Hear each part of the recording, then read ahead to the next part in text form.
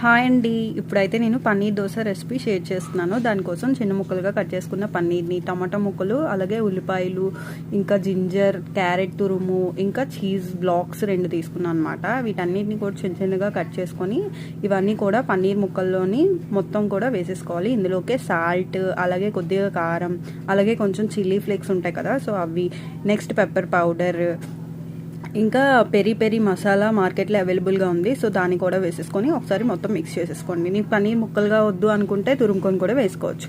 So dosa బ్యాటర్ని అయితే కలిపేసుకొని దోశ వేసేసుకోండి. సో దాని మీద అయితే కొద్దిగా బటర్ని కూడా అప్లై చేసేయండి. తర్వాత కొద్దిగా ఆయిల్ని వేసి కొంచెం టమాటా సాస్ ఉంటుంది కదా, సో దాన్ని కూడా దాని మీద వేసేసి చీజ్ని గ్రేట్ చేసి వేసేసేయండి. మనం కలుపుకున్న వాటన్నిటిని కూడా ఇందులో వేసేసేయండి. వేసిన తర్వాత ఒకసారి మళ్ళీ చీజ్ని తురుముకొని వేసేసుకోండి. అంతే, దోశ రెడీ. దీని ఫుల్ వీడియో కావాలంటే నా ఛానల్లో ముందుగానే పెట్టాను, సో దాన్ని చూసేయండి.